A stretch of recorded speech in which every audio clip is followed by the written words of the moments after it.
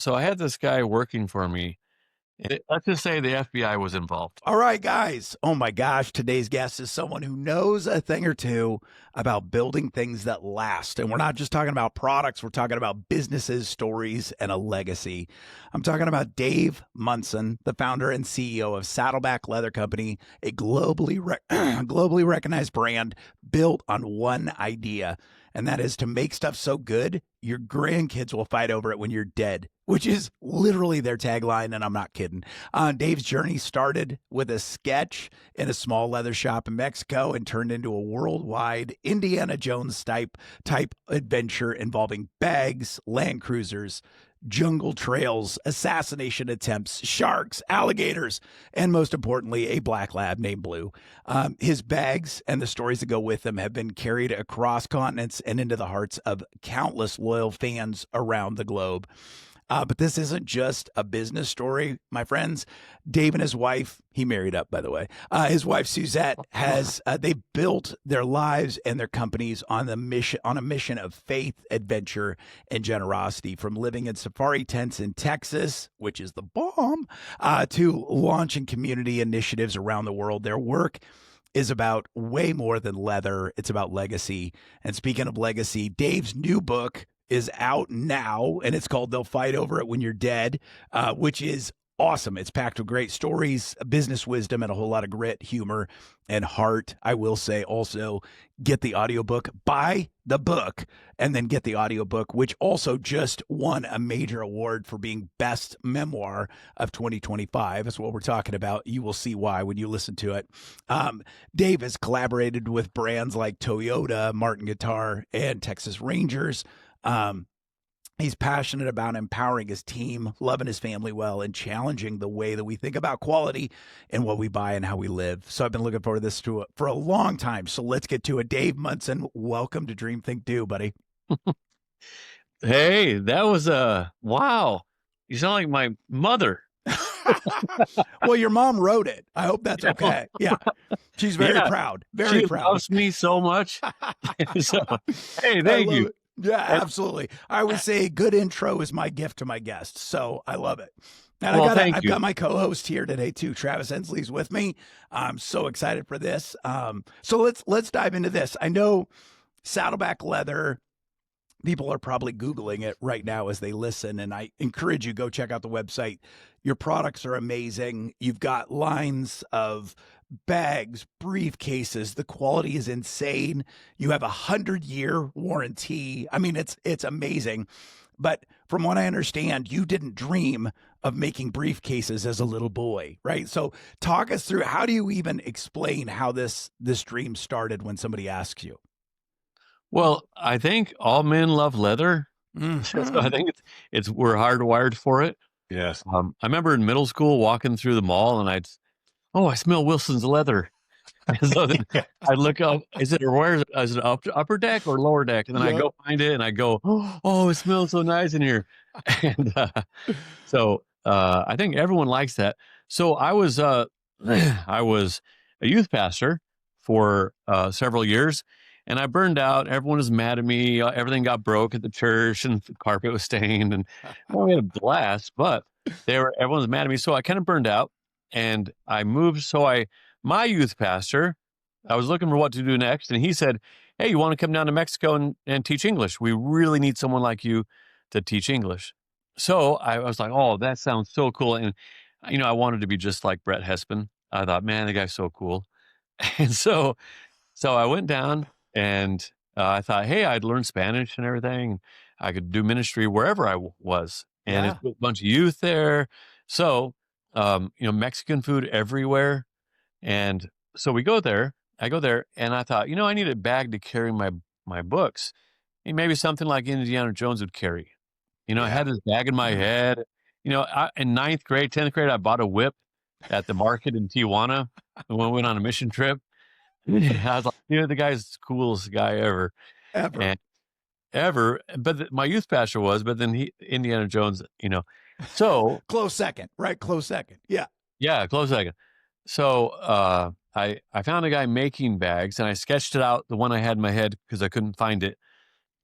And he Yeah, he made it, and everywhere I went with it, people would stop me like, "Oh my gosh, where did you get that bag, w sir?" I went back up to Portland after a year, and, uh, and people would tap my shoulder 4 or 5 times a day, like, "Excuse me, how can I get one of those bags?" And I thought, "Hey, maybe there's a business here. Maybe I could just sell some on eBay, and maybe that would be cool, and then I could do ministry." And so I went back, had some more made, and I hung them off the Land Cruiser with my dog, my black lab Blue. I'd put the tailgate down, and he would just sit there, and I sold him off the rack of my Land Cruiser. I had a I had a 8.5 by 11 sheet of paper, and I printed real cool leather bags for sale, and then I It's put it all I about the taped copy. It's all I about the copy. Yeah. I taped it in the window, and man, people just I mean, I was out of I had 6 left. I had 8 altogether, but I had 6 left when I parked, and I sold them for, like, $250 a piece because they only cost me, like, 50. Yeah. At the That's a time, healthy markup. it was a Yeah. healthy market. I was like, "Man, I got a pocket full of cash. This is great." So, I moved back down to Mexico and had some more made. And So, it uh, Then the yeah, rest is history. right. Yeah. And it just easily happened after that, right? Yeah. It was just a straight line. yeah, and I've just been just rolling in the dough, and it's just Yeah, been right. Oh fun. my gosh. Like, Just burning hundreds. Yeah, I just love it. burning out. No, so, yeah, in there's, almost bankrupt a few times and stress and, you learn lessons um, Well, I will and say I love your story because it's the epitome of what we talk about with Dream Think Do because I think so often when people think they want to pursue a dream, they think they need to have the whole plan. They need to know every step that it's going to take. But yours is truly a story of experimenting and learning and making mistakes and coming back and all of that. Would you say that that's something you've always understood, or was that something you had to learn along the way too? no, you know what? So, in 2000, it's fun for me to do that.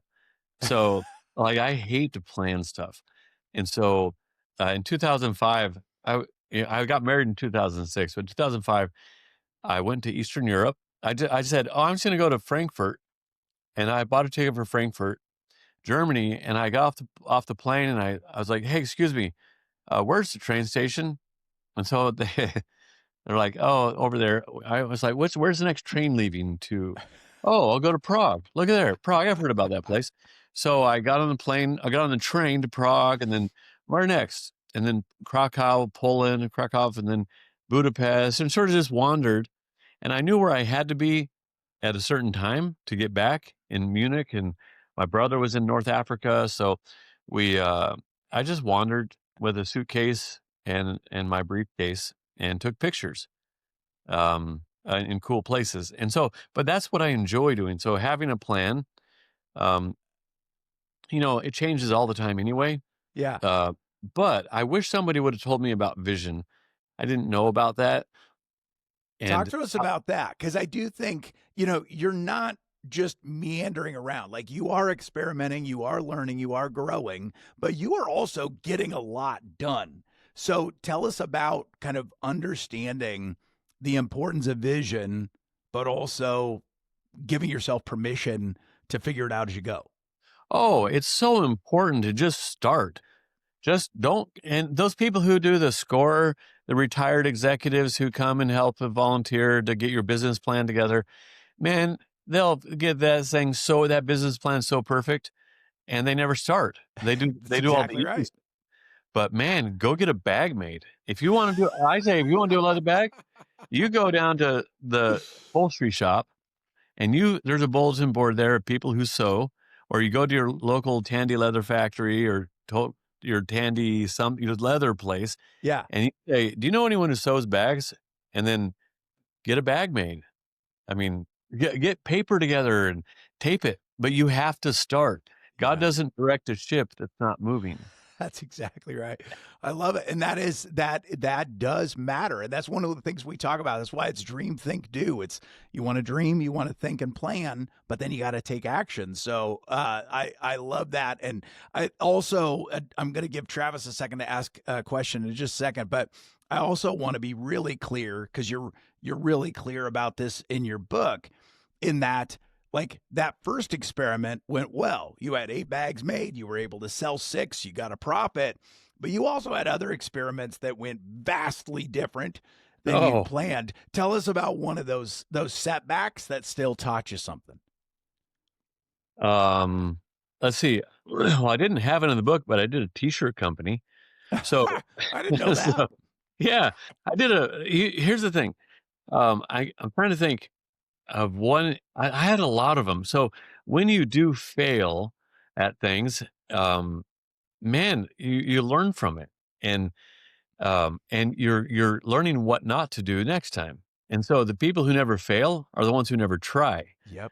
And and just so you know, if you start in a business, let's say a leather business or a shoe business or something, you're starting a problem solving company. That's what you're starting. You're not starting a business. You're starting a problem solving company, and then you go, no, but I just love selling shoes. No, now people are like, do I get Mother's Day off?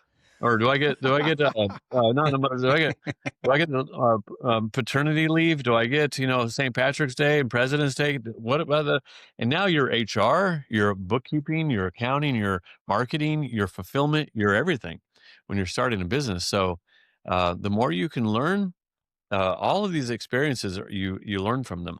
But real quick, back to vision. Yeah. My wife, when we first got married, uh, I said, "Hey, honey, I want to move to Mexico. So you need to quit your job." She was making more than I was. Yeah.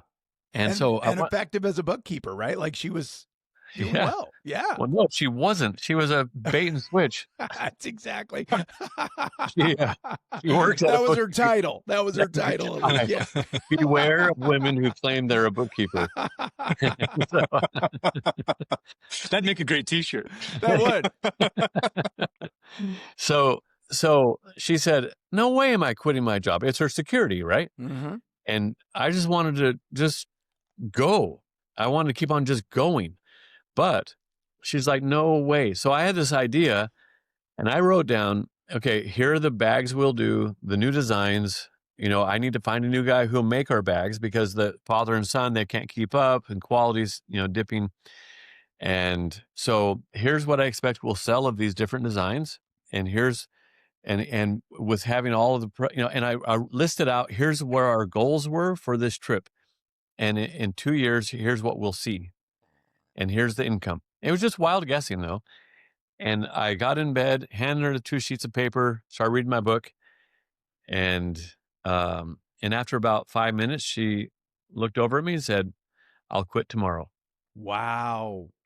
And she just needed to see that I knew that I at least had a plan. So Yeah. I tell people, if you're like living in Texas and you go, "I want to live in Seattle one day," and one day I want to live on the ocean and I'm going to build a log cabin. I can see it now. Can you see it? Can you see it?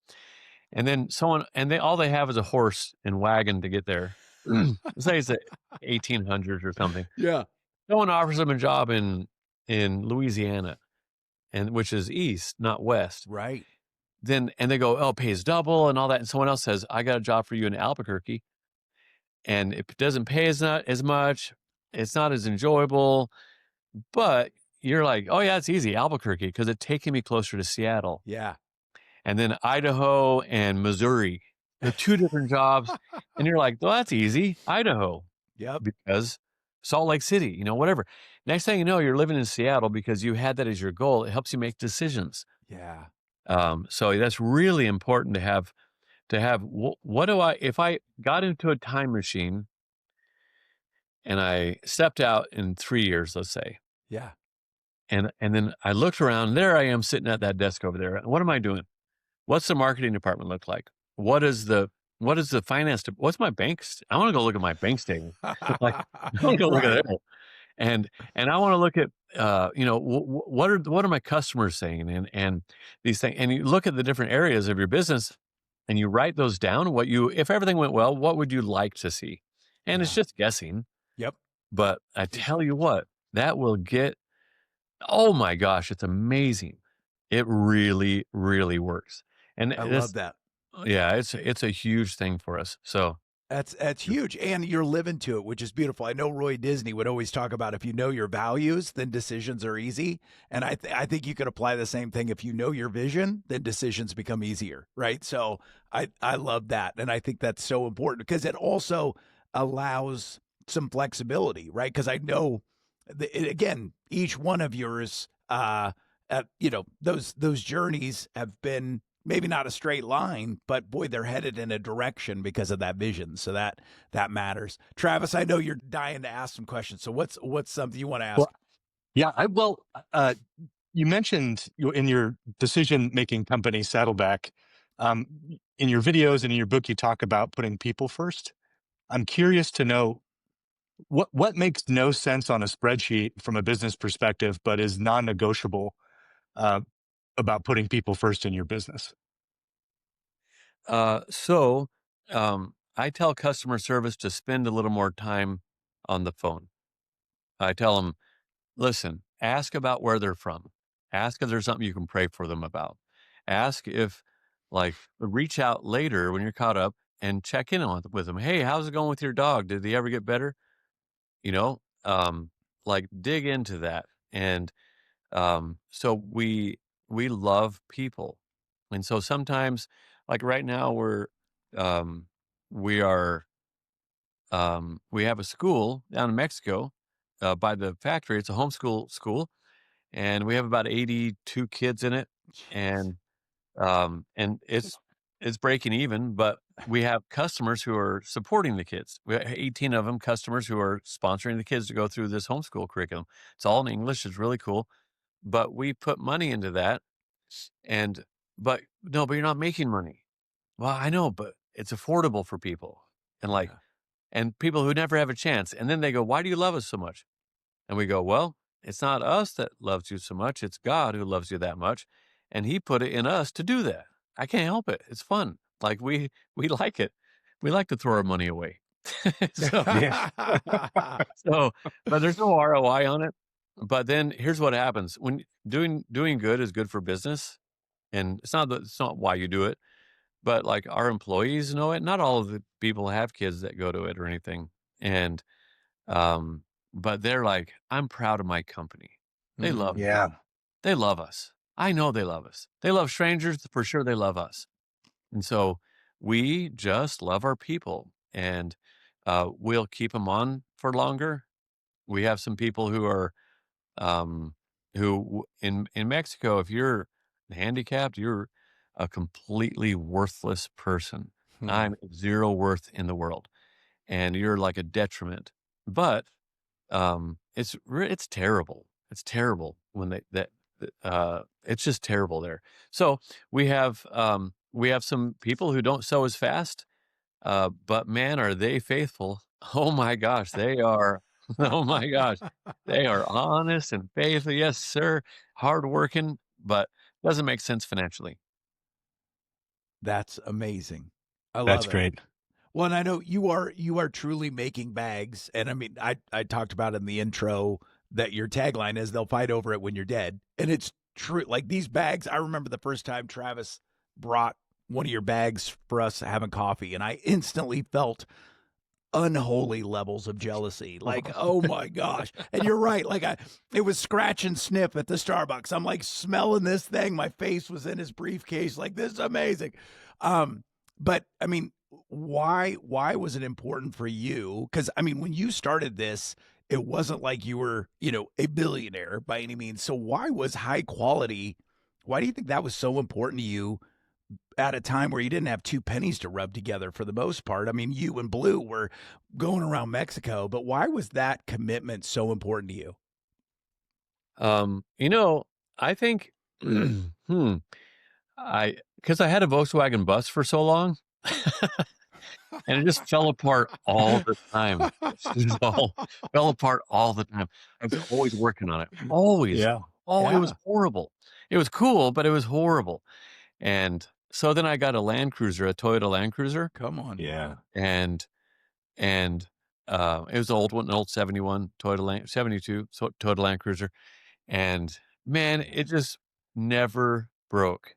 I would rolled it, I did everything, jumped it, I did all the stuff to it on accident, not on purpose, Yeah. and it never broke. And I was like, and my friend had a Land Cruiser too, and he's, oh, the quality, quality, quality.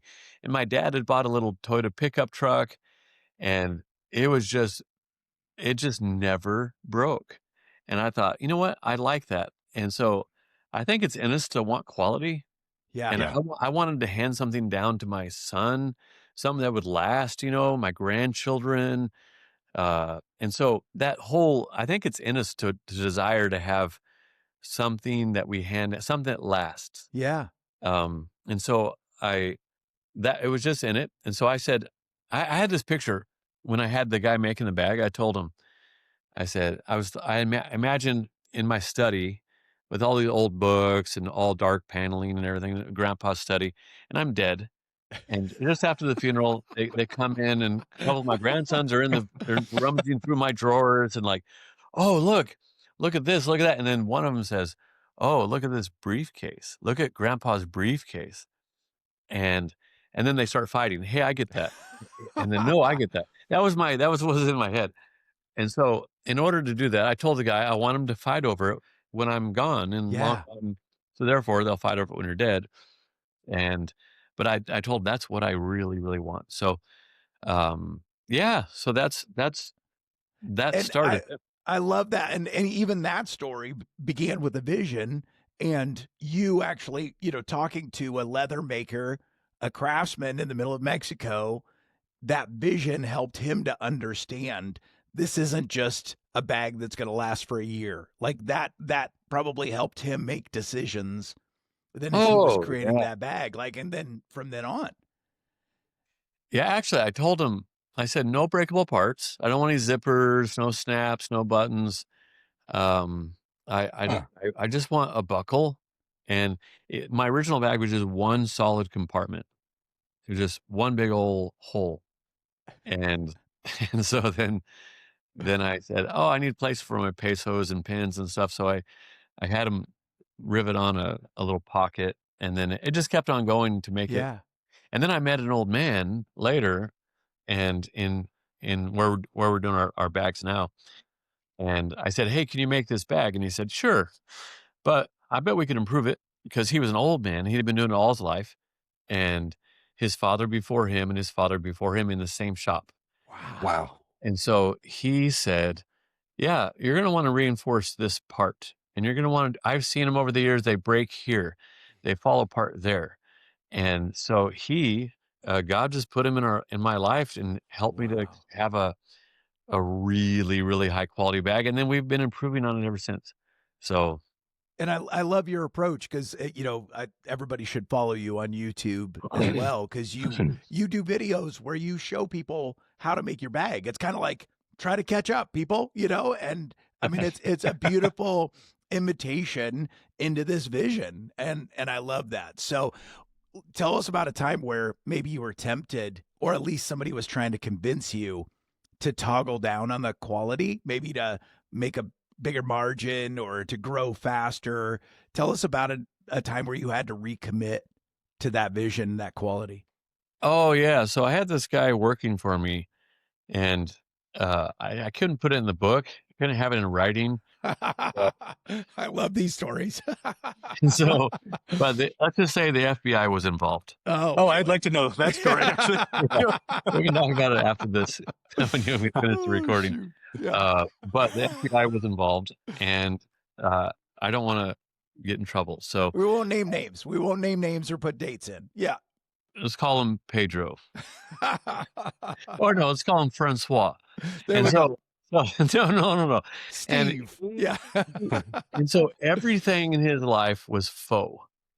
In fact, even his backyard, he would lift it up, and you lift up the turf, and it had roots even it had faux roots.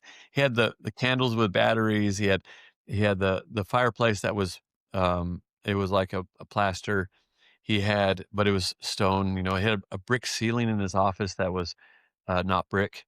He had everything. He had the leather-bound books on the shelf stacked that were plastic. Oh, Yeah. Everything he had was fake, and I should have taken a note. I should have noticed that. Of course, in hindsight, that everything's fake, and so, um, yeah, that was he was like, "Hey, you gotta cheapen this. We gotta get you could help to get it cheaper. We if we you don't need that level of leather. We could get cheaper leather, you make more money. And the hardware, we don't need this super duper expensive hardware. Let's you could dumb it down, dumb it down, dumb it down." And I just said, "No, I think if Jesus had a business, I think it would be a leather business, first of all." that's exactly right. It's like, Yeah. well, it's the first thing God ever made after man was a leather clothes. He kills the animal and first leather worker ever, and Right? then he, clothes Adam and Eve, but, Paul made leather tents, so I think Mhm. leather's in there. Yep. I think I think leather's in there, so but then he wouldn't be trying to compete with, the slave drivers and stuff like that. He would be, building quality. Yeah. And here's what else. Like, when we look at nature, we go, "Hey, what do you think of my floor? It's it's it's a manufactured floor. It's a wood, like whatever." Well, you compare it to what's natural. What did Yeah. God create? That's perfect. And then we try to make what God created, we try to make it look as much like that. And if you can do it, then wow, that's really impressive. So, um, it just seems like natural and real and true. It just feels like that's the best. It feels like Yeah. that's right. I love it. So, Oh, Yeah.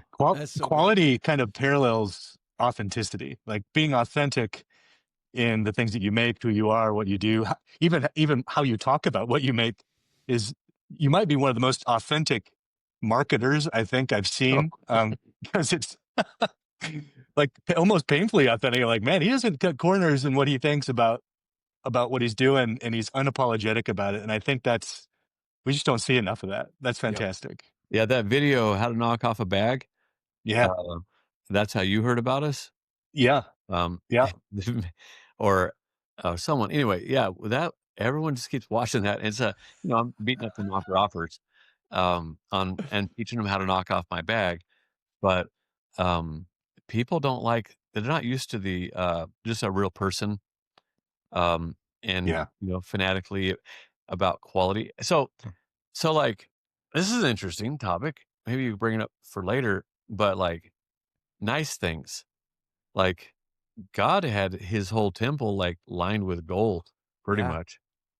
And all the finest and hardest the dyes that brought in and the cedars that were floated and cut and all that. I mean, everything. Oh my gosh. He loved that beauty or something. He created the earth for his own pleasure and all the beauty. So uh, went to a Rolls Royce event. They had our trunk in their coffee table book, Oh, wow. and it was super cool how God arranged for that to happen. And so I was asking people, so why do you have a Rolls Royce?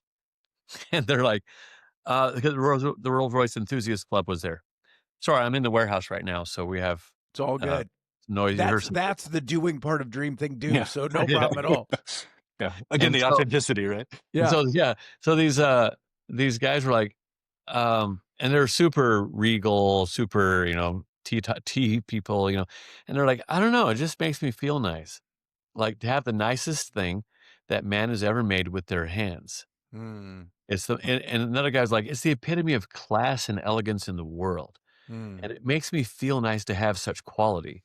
And I asked another guy, hey, is that a Rolex? He's like, yeah. I said, why do you have that? Because other watches, like Fossil makes nice watches, like like that look a lot like that. Like, why don't you have one of those? And what's so special? And they're like, it has like 2,000 parts in there and all the patents, and it goes down to 350 meters underwater, and 30 years later is to the second. And they're like, I just love it. Some people have, it just makes me feel nice. It turns out it's not a status symbol for very many Yeah. people, but people are really, really drawn to quality and beauty and not just functionality, but beauty. And I think it's so important that we take that into account when we're Absolutely. designing things and doing things. Try to make it to be the best one in the whole world if you Right? can. Yeah. And Wow. it's through experimenting and all that. So, Travis, I know you got a couple more questions. Let's go after another one of yours. Uh, well, I you're so with this. You'll fight over it when you're dead. Um, First of all, that's just a great 100-year warranty. Like I'll never see the warranty. Like my kids will. Well, one of my kids has already decided she's going to get at least one of my bags. She has her name on the inside of it. Oh, that's Um, great. yeah, I, I'm, I'm, I have no uh, tend to die anytime soon. Yeah, right. But you'll find over when you're dead. If you applied that to your life instead of just your products, what are maybe one or two things you would most want people to carry forward when you're gone? Mm. Yeah. That, man, Travis, that's a great question. You know what? Well, I've had a lot of questions asked to me over the years, and like, who do you think you are? And that kind of thing. But, like, that's a good one. Um, thanks. well, on my tombstone, I guess, would be, um, huh, that that he followed God, Mm. and I think that's a quality of life to me, and not just follow like I go to church, but like Jesus said, "Hey, come walk with me. Come spend time with me. You follow me." He didn't say, "Come join my religion." He said, "Come follow me." Yep. And the Jews have a blessing they they put on people. They say, "May you be covered in the dust of your rabbi." Mm. And as in you just walked along with him and followed him, and his dust just kind of covered you because you just spent time with him. So um and so I was reading through I put the Bible into Google Docs, 3 Google Docs, so I could sort faster and stuff. And in there, I started noticing worker, servant, sort of those sort of words. And I was like, oh, laborer and stuff. But it turns out that only some people are called that. And so if he's your master or your Lord, then and you're a servant to him or a slave, a voluntary slave to him, then you do what they ask you to do and you work because when you serve, that's working, right? So, Yeah. so then I started digging in and, uh, and that's what's important is doing what he asked us to do. What's the Lord's work? Well, he came to seek and save the people who were lost. He wanted everyone to go to heaven. And so he said, "Hey, tell you what, I'll start it, and then I'm going to give you my spirit, and then you guys keep on doing that." And to just tell people, "Oh, God loves you," and like you should go to church, like, hey, Jesus didn't come to make Rome a nicer place to live. He came to seek and save the lost. That's the work of the Lord. So I want to do that. And so, for example, I was with Toyota, okay, and I've and heard of them. Yeah. Yeah, right. with Toyota, we did that. We did the 1,500 trucks that I designed the interior for, and the Tundras. It came out in 2024, and so a little before that, they said, "Hey, listen, Dave, we're not sure if we want to associate with you because you're very religious." Huh. And that it boiled down to that. That you're Yeah. too religious. And I said, "Oh," there were like 13 people in the meeting and executives and managers and stuff at the headquarters. And I said, "Oh, you guys, don't worry about that." I said, "Listen, all I do is celebrate the 2 government holidays." And by the way, the gospel is this. Okay. The gospel is this. Paul said, Jesus died for our sins. He was buried on the 3rd day, rose again. That's the gospel. If you believe it with he said, this is the message, the gospel I taught you. And if you believe it with your whole heart, you're a believer. And that was before they had John 3:16 and stuff. And so he said, so that Jesus died for your sins, buried, rose again. So I said to them, oh, don't worry, guys. All I do is the 2 government holidays, Christmas and Easter. And I just post a newsletter and on social, just Christmas, when God loved us so much that he sent his son because He just wanted us to be in heaven with him forever. And the greatest gift, and we exchange gifts and everything. And all we do is Luke chapter 2. And we just post that, no commentary. It's just, here you go for your reading pleasure. Here's why we're celebrating. And I said, the holiday the government says that we're celebrating. And then we do Easter, where Jesus died for our sins, that gift. And then he was buried. And on the third day, he rose again. And I tell you, and all I do, we post on social, maybe some public domain artwork, Da Vinci and, Raphael and different ones, and I send out the story. That's all. But that's also the government holiday that we've been celebrating for hundreds of years. And so I just, and that's all. And so, and if I died today and God said, why should I let you come into heaven? And through these pearly gates right here, I'd go, well, you told me your son died for my sins. I believed you. Anyway, so I go, that's all. And they all looked around the room and they go, okay. But here's the thing. I just preached the gospel to the whole room. Yep. Yeah. I just laid it out really simply. I laid it out and it's really simple. So it's not like the great suggestion. We're told to do it. Yep. And I think a lot of people just don't, oh, but I don't want to feel uncomfortable. Or what will they think about me? Or about my image, but this or that. Mm. Do it. Do it. So Yeah. I want to be known that that's a quality of life to me. That Yeah. someone who didn't just say they liked God, but that they followed him and obeyed him. So That's beautiful. I love Good it. answer. Yeah, that is a good answer. It's a good question. Great answer. Love it. One additional follow-up on that is, I know as people hear your story, read your story, all those things, there are times where you seem fearless, where you don't have a fear or a care in the world. You're just moving forward. You're having success, all of those things. But I'm guessing there are still things you're at least tempted to be afraid of. And I know you talk about the importance of prayer in your life and how that's really led you, guided you. What's something that you're tempted to be afraid of, and how does prayer play into you navigating that? Oh, this is great. So we've had some pretty tough times over the years, right? So and it's like God has his shirt full of gold coins and he's ready to dump them out all over us. And he's like looking down. He's like, come on, pass the test, Dave, pass the test. Trust me, trust me. And then I don't. And oh man, I'm so upset. I can't believe this happened. Why'd you allow this to happen? Like, you don't know what you're doing, kind of thing. Right. And so he's like, oh man, okay, I'll test you next year. I'll test you in 6 months and see if you pass. And usually the tests aren't very pleasant. And so I failed a number of them. So recently, okay, so I have what would Indiana Jones carry, right? Those are bags. Real down to earth, an archaeologist, a university professor, but down to earth bags, Well, my first email address was Dave Munson 007 at hotmail.com. And so I said, because all the 0, 1, 2, 3, 4, they're all taken. So I was like, oh, look, 007's open. So I thought, what would James Bond carry?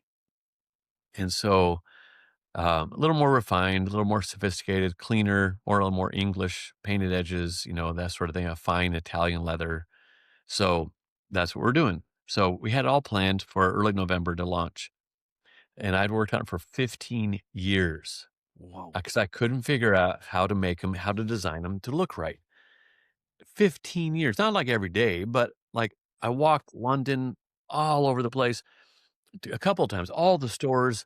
I was taking notes. I was buying bags that I liked the handle of, or like what is it about these?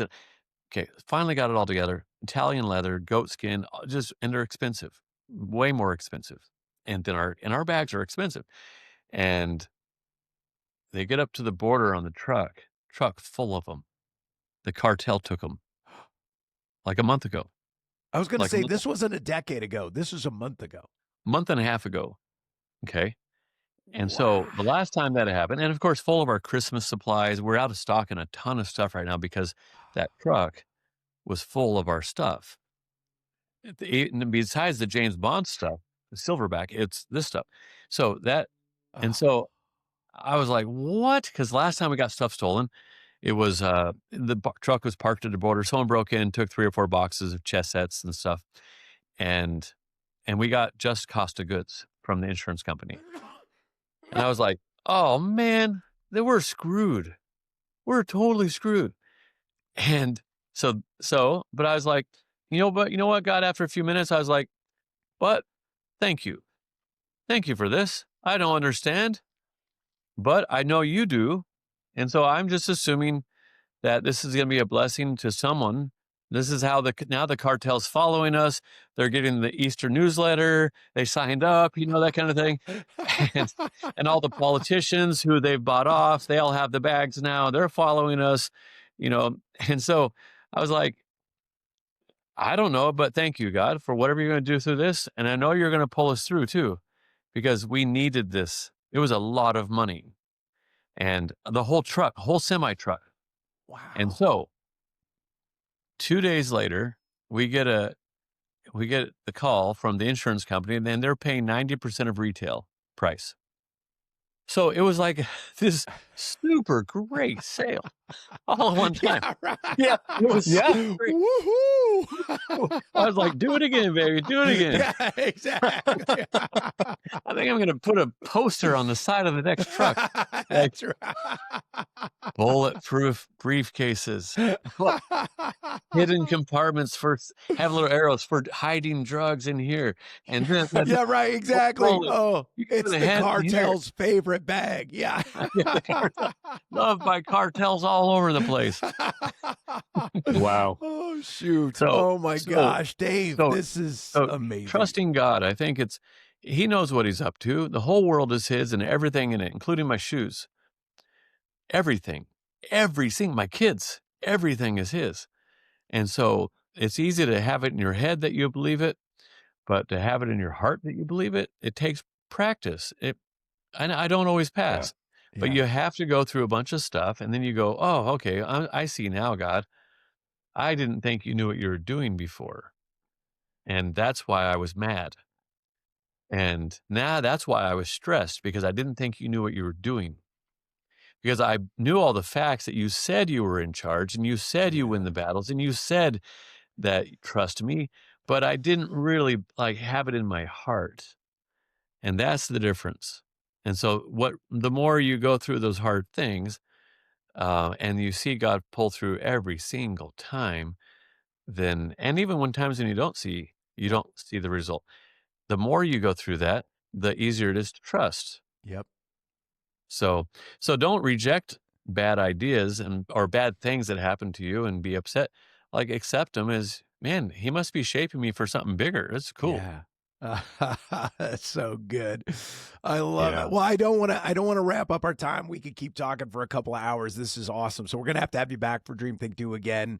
But Dave, where's the best place for people to go to find out more? The book that we've been talking about here is They Will Fight Over It When You're Dead. It is fantastic. But again, download the audio version, because it is just so enjoyable. But Dave, where should people go? Where should they start to find you? Well, they could go to saddlebackleather.com. I'm Dave at Saddleback Leather. We have on Instagram Saddleback Bags. We have, and then everywhere else, LinkedIn and Facebook's all Saddleback Leather. But we're building our headquarters right now out of solid leather, out of these bales of leather. So all the walls are 2 feet thick, and about 480,000 pounds of leather, about 29,300 cows of leather. And I did all the math. Holy cow. I did all the math. And A lot of cows. That is a lot of cows. they're super cool. So you may have heard some noise in the background. I'm right here right now. And so, yeah, it's really neat. And you can see there's some videos with leather and some stacking the walls and stuff like that. It's pretty neat. So there you go. Where can people find that when you're done? Where's your new headquarters going to be? Just outside of Fort Worth, a little town called Azle, Texas. We're out in the country. So if we were in the city, then it would have been really expensive. So, so we said, how about we go out in the country and make it so cool that it's so amazing that people will take the drive to come out here. I was going to say. And so will there be a storefront? Are people going to be able to visit and hold and smell your bags and all that stuff? Big old showroom. And I'm going to Japan in March, and I'm going to buy a leather samurai suit, like an original samurai suit. Wow. There's a guy who makes replicas, really nice ones. And I'm buying leather stuff. And so for a leather museum. So maybe, hopefully we'll have the Leather Museum of the United States. So, oh, wow. I love it. And give us the name of the town again. Azle, A-Z-L-E, Azle, Texas. And so when will that, do you anticipate the public being able to make a pilgrimage and come and see you there? Well, they can come now. It's just, we have boards and pallets, and they walk they can pile up some leather. They can help out. Yeah, you have to stack one brick, one bale.